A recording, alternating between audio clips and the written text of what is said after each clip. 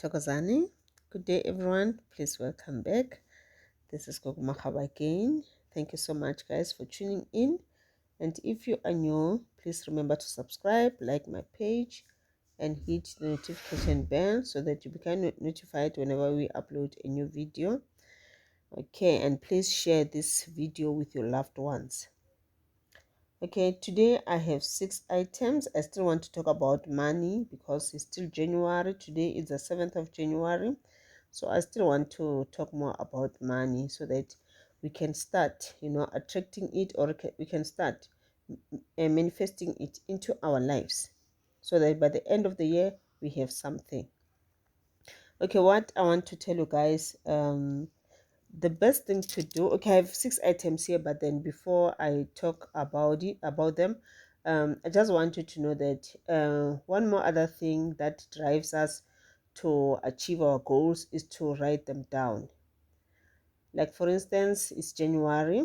What you can do is to make sure that at least you have some resolutions for yourself which you want to achieve at the end of the year or during the year, so that at the end of the year, as long as you wrote them down, then each time that when you complete something, you tick it, and they know that by the end of the year, and then you can go through them and check which ones you were able to achieve, which ones you didn't manage to achieve, and then you're going to check on the reasons why you didn't manage to achieve, and you're going to take it from there into the next year, so that when you plan about around them again into the following year, already you know what the risk that you're going to face, based on what happened. Okay, so today I have 6 items here. The topic for today is manifesting money into your life. Not actually manifesting, attracting this money, making the money come into your life. How do you make this money to come into your life? What do you have to do? And I wanted to also check my video where I was talking. Okay, the video where I was, I think it's something to do with manifesting money in 2022, and another one, the Piggy card where I was talking about money in 2022. So with that one, you just go through them, and then you're going to check. You're going to pick only one pile of cards, and then you go through it, and then yes, I wanted to check. To choose only one. Don't choose two, because if you choose two, it means that you are robbing yourself. Rather choose one, and then you see how many is gonna come into your life or not, and then if it comes, how will it come? What do you have to do with about that? In order for it to come into your life, what is it that you need to do? So with this with today's video, I'm gonna add on that. This is something I'm going to add on those on that video about the Piggy card that I just did some 2 days or 3 days ago. Okay, money coming into my life in 2022, or money coming into my life this year. So it means that this is something that you can check it every year and follow the procedures every year. The first one that I have right in front of me is to pray and manifest on it. So if you pray, if you want that money, I want you to know that you need to pray. When you need to pray, you're going to pray, you're going to to appease your ancestors. When you do this, you're going to talk to your spiritual guides. When you do this, you tell them about this money that you want in your life. Because if you want money, or you want something, but then you don't say it loud, you don't talk about it, you don't ask for it, it will never come to you. Like, for instance, like in most cases, so if you can remember well about Christianity, when we were like growing up, going into Christian churches, like most of the prayer, it was like a recitation. The prayer was like a recitation. We were not talking about ourselves. Instead, we're talking to either God or Mary or Jesus. We were only talking, and we were not even telling them what we want in our lives. So the prayer that you're going to do here is the prayer for money, the prayer about everything that you want in life. Let's say you're looking for a job. You're going to pray about it. And you're also going to tell your spiritual guides, your ancestors, that I am looking for a job. Please help me to find this job. help me to attract this job so that this job will come into my life. So with money, you're going to say the same. You talk about money, you talk about the problems that you have in money concerning, you have in life concerning money. Maybe you have some debt. Maybe there are some things, some priorities in your life, some needs which you need to attend to. And then you're going to ask about this. You're going to tell them about what you're currently going through. And then you ask help from the higher self, from the universe, so that you will be, something will happen, and then you will be blessed, and then you'll get some money from somewhere. The universe only knows where the money will come from, and then you're going to sort out your problems. It's okay to pray for money, but then it is bad to pray for millions, because sometimes you'll pray for millions. Let's say maybe you pray to get you tell the universe that you're going to play lotto, and then you're asking to win this jackpot, this millions. Yes, sometimes the universe will not allow that, will not give you that. But then maybe they give you, some thousands of friends, or totally they give you nothing. Because why? Because only the universe knows what you are going to do with that money. They know you. They know your heart. They know what you're going to do, and they know that maybe this money is going to change you. Yes, there are people who will win millions, but money doesn't change them. They still know other people. They still respect other people. They still humble themselves before other people, and before the universe, and before their ancestors. But then some people just change. After this, they will become tempted. There will be, horrible things because of this money. They don't look at other people. When they see beggars on the street, they become disgusted instead of helping them out. So already the universe knows your heart. It knows how you are. And it knows that if it gives you this money, then the universe is going to use you. Oopsie. And they don't want that. They don't want you to be in the dark. They want you to always be on the light. So that is why sometimes you don't have to pray. Yes, you can pray, to get something. Pray for that lotto that you're going to play. Pray that you win it, but don't mention the money. If you win those millions, yes, this is what the universe will give to you. Okay. Number 2, collect it. Collect it. How are you going to collect it? When we go to do our groceries, our shoppings, you find that we always get changes, some change, small coin, things like that. When we come back from our shopping, we'll normally just put the money, everywhere around the house. Maybe sometimes in the kitchen, sometimes you'll even find, some pennies, some, coins on the floor, some coins outside, in the yard, and we just leave them like that. Sometimes when we sweep, we even sweep them. We're like, what can I do with this? This is nothing. We just throw them away. We are not supposed to throw away money. Every day when you come back from your shopping, what you can do, you can get a bowl or something, anything, or a tin, or even a piggy. What do they call it? A piggy, what? Yeah, that thing. Piggy bag, something like that. You get something like that. And then what you do is, when you come back every day, you have some small changes. You pour it inside that bucket, or wherever you're putting it. You can leave that money for a year, or even 2 years, or even 3 years. And then when you feel like this money is now, a lot, and then that's where you can get the plastic bags from the bank, the smaller ones, the one that you can see on this video. You get things like this, and then you're going to count the coins. You put them in each and every plastic, and then you go to the bank, and then you're going to cash this money. Some few weeks back, I read a story about this guy who was like, I think, I don't know for how long he did this. Maybe it was for a year or 2 or even 3. Each time when he come back with some small changes, he will put the money away. Okay, he'll put it away. He'll just put it in something. I think, what do they call it? Piggy what? Yeah, that thing. You know it. You know what I'm talking about. And then he will collect this money, put it over and over again. Until it is full. And then he bought another one. He continued putting the money. The third one, I don't know how many he had. Then one day he decided to open them. When you open, that money was a lot. because this guy is not from South Africa, was from overseas. He could, when he cashed that money, it made lots and lots of dollars, lots and lots of dollars. So this is what you can also do. You take those small changes that you don't use at all. Sometimes you just throw them away. Sometimes you find them all over the place.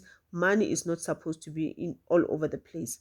When you know money is just scattered around your house, I'm telling you that you are chasing away money. Money needs to be respected. You take that money, you put it, all of it, in one thing. And what I'm going to advise you is that you take the bronze ones, the bronze coins, you put them in one bucket. And then the silver ones, you put them separate in their own basket. And then every day you are doing that. If you have maybe like paper money, usually paper money will use them for small things, like maybe when you go to buy bread, a cold drink, these small things at home. So, but with the changes, the coins, what you're going to do is you're going to keep them, each coin in each type of coin in its bucket. That's what you're gonna do. You separate them, the bronze and the silver separately. Then what you can do, you can start doing this every year, at the beginning of the year, and then at the end of the year, and then you go and cash it. Or maybe next year, January, you go and cash it. You know that every January I check how much I have, and then I go and cash it, and then you can put it in your bank. Okay. Item number 3. Oopsie. Prioritize on your needs. One more other thing, we need to make sure that we prioritize on our needs. The needs must always come first, and not all the needs are necessary. There are those which are, which are priorities. This is one more other thing that you need to do. Always work around your priorities. And then when you are done with your priorities, it's then that you can go into your wants. But always check with priorities first. And before you spend that money, check if you really need that thing, this thing that you want to buy now. Do you really need it now? Like for instance, you'll find that maybe you have your house and you feel like maybe your kids, they need a new bed and you don't have cash with you. Then what do? You go into the shop and then you buy a bed on credit. And that bed, when you finish paying it, you'll find that when you calculate all the money that you've paid, you'll find that you've paid, that amount, the cash price, 3 times. It means that the money that you've paid in total, you could have bought maybe 3 beds instead of 1. So sometimes, like when I'm talk about priorities, like some years, that your kids need a new bed and you don't have cash right now. Instead of quickly going into the shop and buying it on credit, why don't you save for it? Maybe tell yourself that for this year, I'm starting from January, I'll put this much every month from my salary. I know that at the end of the year, maybe I'll have a 3,000 or I'll have a 4,000. Then I will go and buy this bed for my kids. And by so doing, the money that comes to you every month, you are able to save it, and then you have enough. Unlike having too many debts, at the end of the day, you find that your salary, you get your salary today. Tomorrow, before the end of the day, you have nothing in the bank. It's 000 because of the many debts that you have. Or sometimes you just decide to go shopping. You didn't plan to go, okay, you have your budget already. But when you get there, then you become tempted. Now you're like buying things that you don't even need for now. Okay, so these are some of the things that you need to do, and then you will see if you follow this money will come into your life. This is another way of saving money, making sure that money comes into your life. Yes, they always say that in order to get money, you have to spend it. Yes, you have to spend it, but spend it wisely. Okay. Item number 4, do not compete with others. Another way of making money to go away is like when we start competing with other people. We compete with our friends, our neighbors, our siblings, our family members. We end up competing with everyone. If I see my colleague, buying that big car, or my friend, she bought this big car, and now I'm like, you know what? I can do it as well. I'm working, I can buy a car like that, or even a better one. What do? I quickly go and buy a car like hers, or even, something bigger than hers, because I want to show her that, you know what, I'm better than you. Okay. And at the end of the day, I don't know how did my friend bought that car.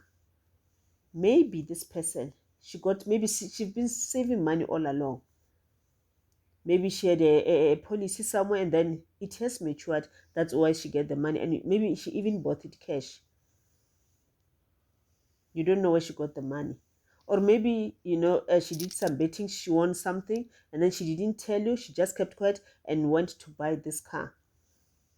But because you are on a competition, you decided to go and buy another car like hers, or a car which is bigger than hers. Now you end up paying how much? 10,000 or 15,000 a month.